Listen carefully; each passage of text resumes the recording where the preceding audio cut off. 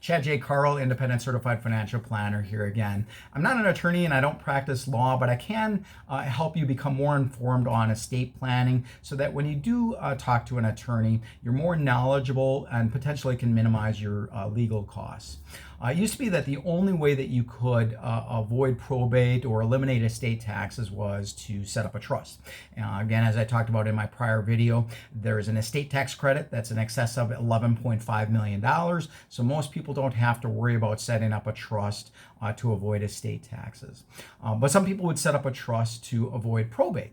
And I'm going to give you 5 different ways that you can avoid probate without a trust. Number 1, if you're married, be sure that all of your bank accounts are jointly owned along with any individual stocks, individual bonds, mutual funds, and including your house. This way, if something happens to either one of you, those assets will automatically go to the surviving spouse.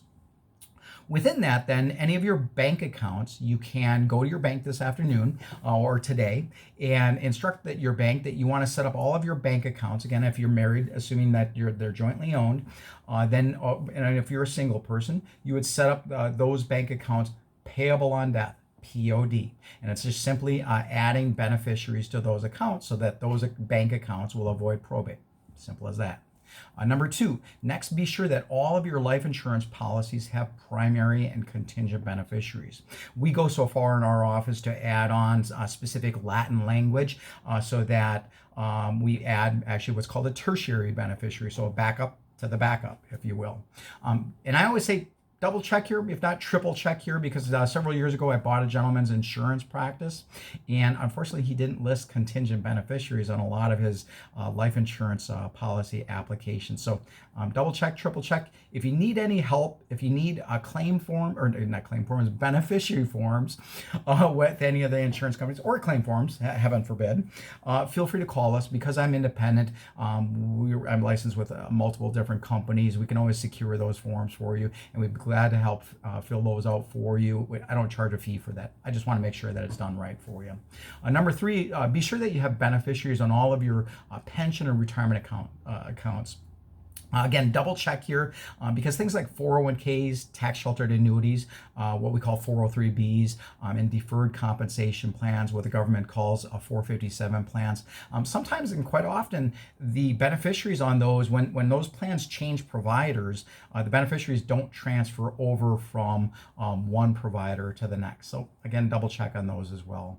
Number 4, if you have individual stocks, individual bonds, individual mutual funds that aren't retirement accounts, meaning they're not IRAs, they're not Roth IRAs. Again, make sure those accounts are jointly owned if you're married.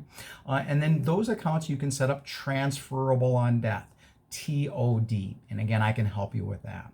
And then the last one, number 5, is your house. That's your last asset. Today, over half of the states have a special deed that I personally call a beneficiary deed.